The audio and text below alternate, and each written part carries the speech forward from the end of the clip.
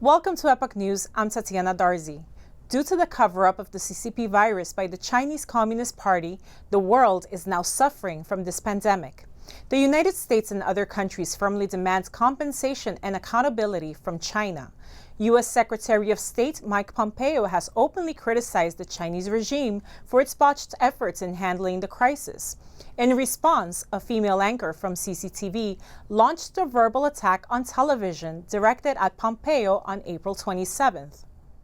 During an interview with Fox News host Sean Hannity on April 23rd, Pompeo called out the Chinese regime for causing enormous amounts of pain and loss of life with the CCP virus cover-up. Sean, it was a difficult decision. The president made the absolute right call. Frankly, he did it in the face of a World Health Organization that suggested that such a restriction was unnecessary. We know that it benefited the world, it benefited America. It's absolutely saved lives. You'll recall, too, that the World Health Organization declined to call this a pandemic for an awfully long time because, frankly, the Chinese Communist Party didn't want that to happen. We need a health organization that's going to deliver good outcomes for the world and not do the bidding of any single country. We need accurate information, transparent information. We didn't get it. The world didn't get that. CCTV anchor said Pompeo has been spreading a political virus since the outbreak. She accused Pompeo of provoking alienation and inciting quarrels and turning himself into a public enemy of humanity. She said he is working hard at pouring dirty water by blaming it on China. However, Pompeo pointed out that Beijing had failed to handle the outbreak in a timely manner. We strongly believe that the Chinese Communist Party did not report the outbreak of the new coronavirus in a timely fashion to the World Health Organization.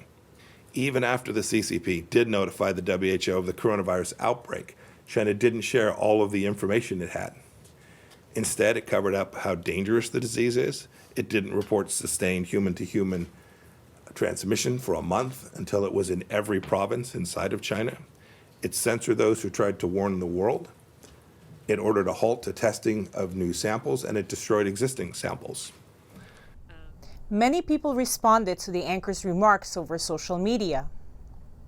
Every word she said made me blush. All the things she said were done by the CCP, and they even have the face to say it.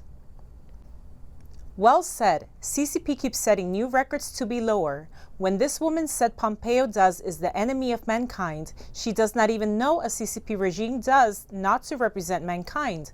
Also, these gangsters do not belong to mankind.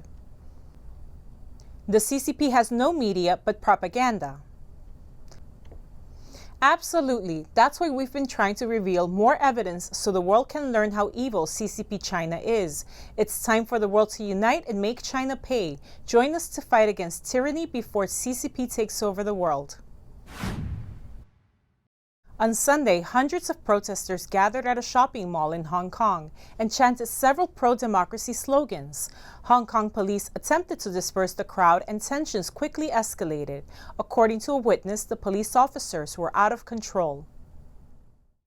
The Hong Kong pro-democracy movement has not stopped amid the global CCP virus pandemic. On April 26th, hundreds gathered at the City Plaza Mall to peacefully protest. Some shouted, 5 demands, not one less. Liberate Hong Kong, revolution of our times. While others called for the release of pro-democracy activists. Shortly after, uniformed Hong Kong police officers ordered people to leave, citing lockdown orders put in place in response to the CCP virus pandemic. As police attempted to disperse the crowd, tensions quickly escalated. Outside a nearby restaurant, police verbally abused and threatened to pepper spray a couple waiting to be seated, according to the Hong Kong Apple Daily.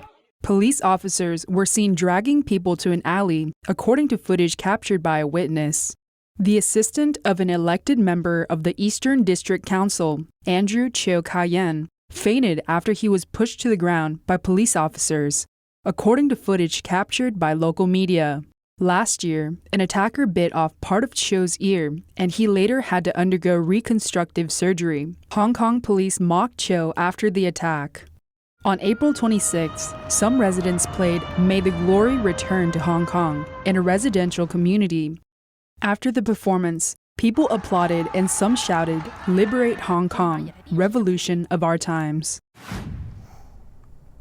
The CCP intentionally harasses, mistreats, and abuses their political prisoners in order to spread fear and intimidation among its citizens and for the world to see how it uses extreme measures to exert power and control.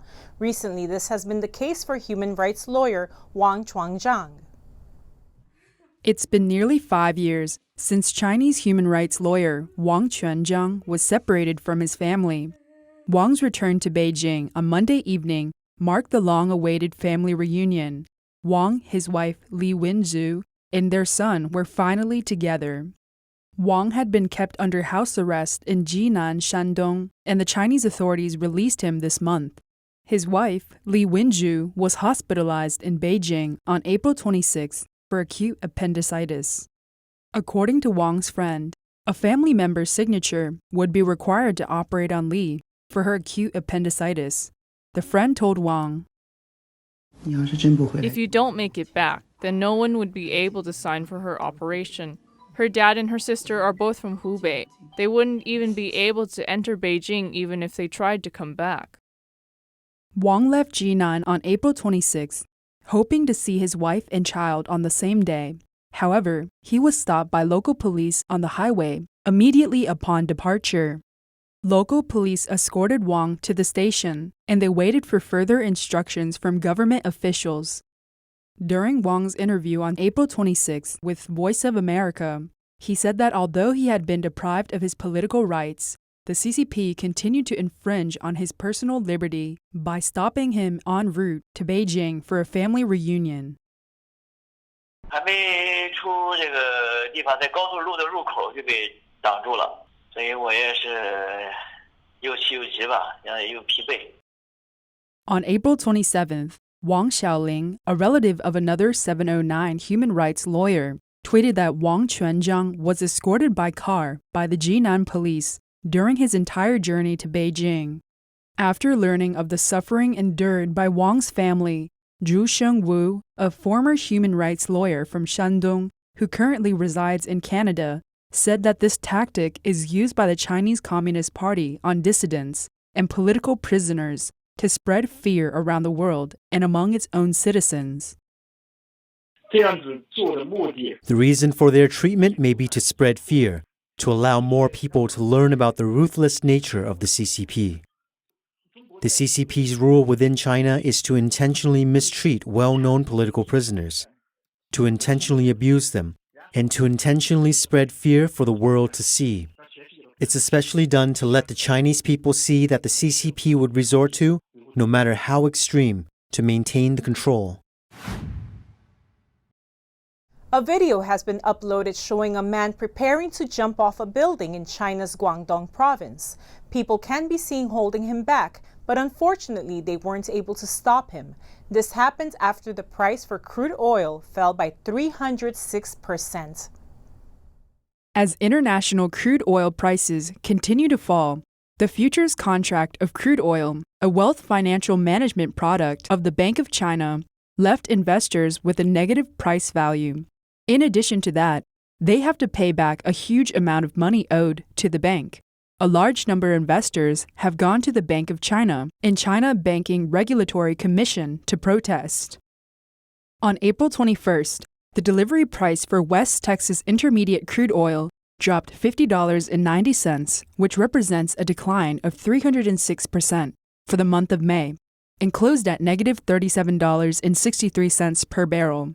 The negative oil price turned the net worth of Bank of China's futures contract of crude oil negative overnight, with an estimated loss of more than 30 billion renminbi, making it one of the biggest losers of the negative oil price situation.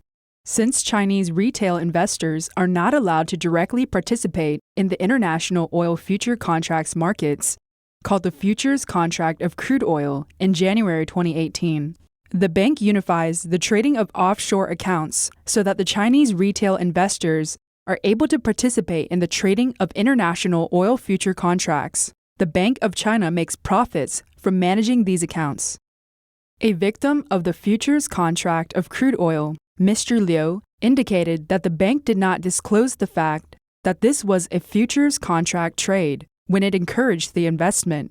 He added, The price of crude oil is lower now due to the pandemic, but the advertisement of futures contract of crude oil is so good at persuading ordinary people to invest.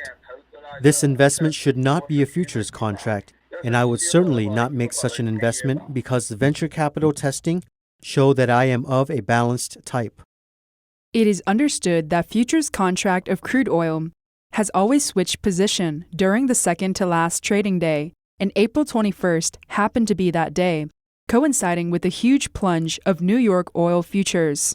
When the Bank of China was switching, there was no counterpart at the stock market who was willing to take over. In the end, the final statement was at negative $37.63 per barrel. A Chinese finance scholar, Harbin, believes that Bank of China is extremely unprofessional. He said, It was the delivery of crude oil from the month of May that they were dealing with. And if they were not waiting to physically deliver the crude oil, then they should have switched to position. The other banks like the Industrial and Commercial Bank of China, ICBC, did, but the Bank of China did not. In fact, the Bank of China forgot to stop and close the position. Typically, a loss of 20% would require a stop and closure, but the bank did not do that. Netizens lashed out. It is definitely a bank operational error on the futures contract of crude oil. Not only did they fail to qualify for delivery, but also did not switch the position at all. They even allowed automatic trading. This would cost banks a lot of money in the US, but in China, the Chinese investors would either die from bankruptcy or protesting. They withheld all my money. After they deducted the principal, they further took away the rest of the money from my bank account. According to the bylaws of the Bank of China, the offshore bank accounts executive demand simultaneously when retail investors place a trade order.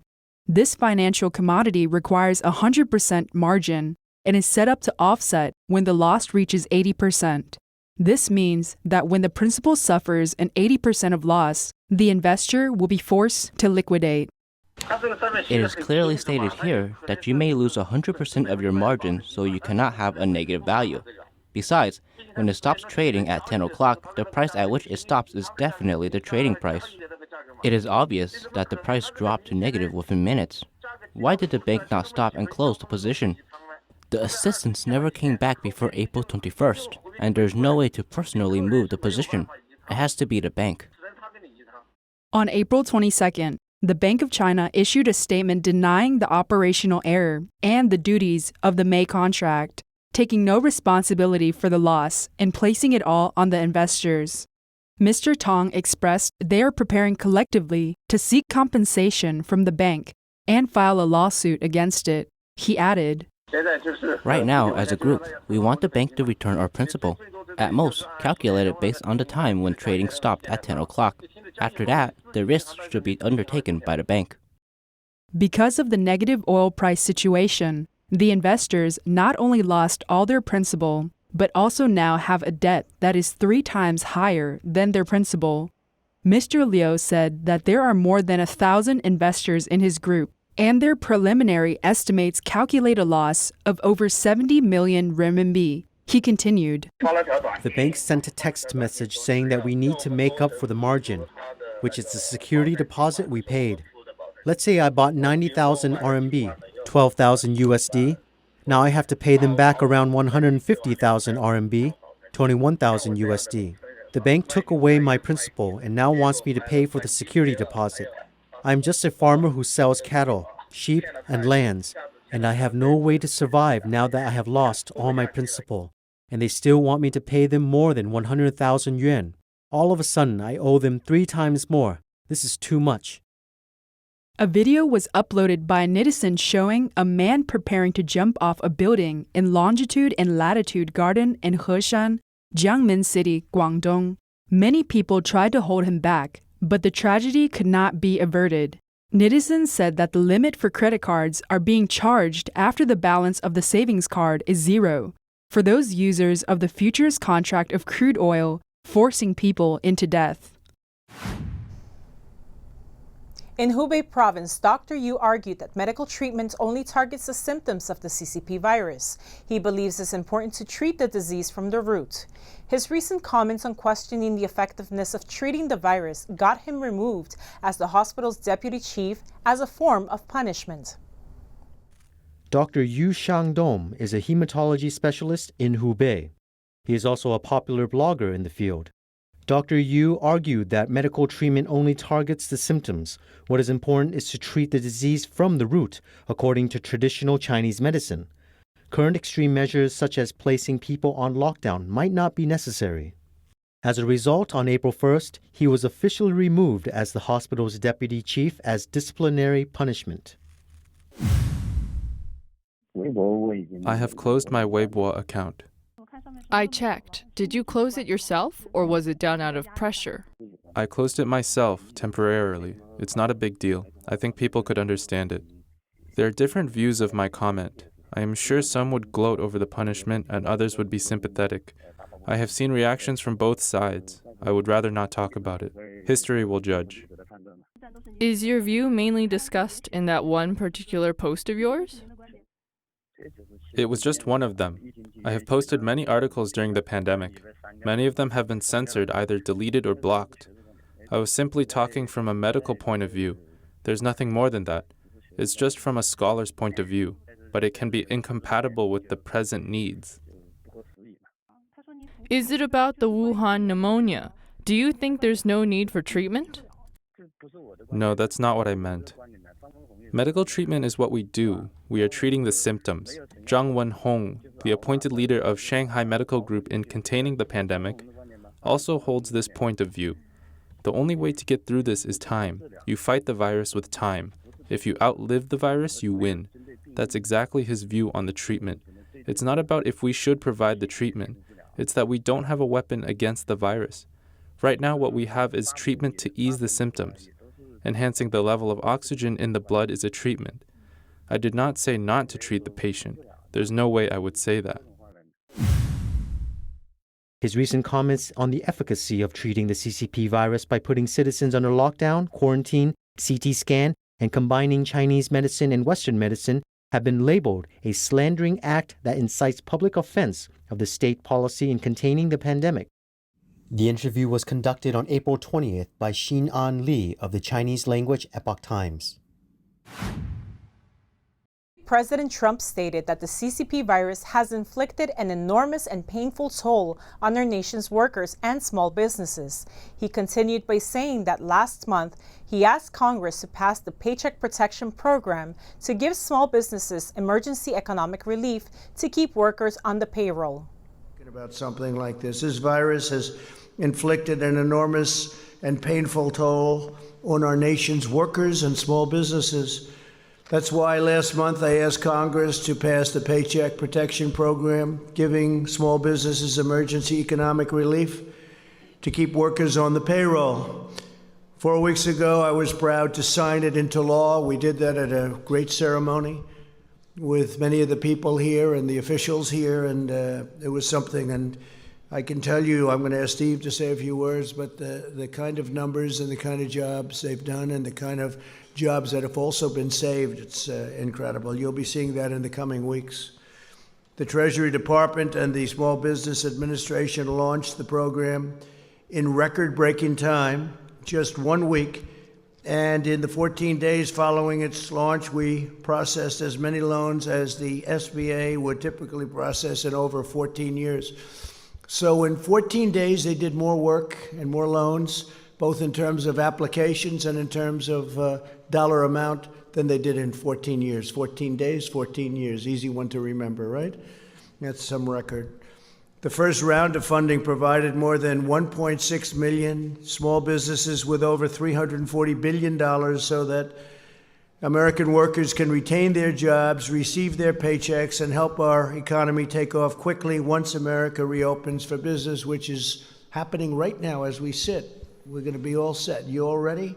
I know you are. I talk to you back there. You're ready. You folks are ready. Our swift action supported or saved 30 million American jobs at least. The following charts will show you the most recent numbers regarding the CCP virus pandemic. However, China and Iran are not included because their numbers are unverifiable.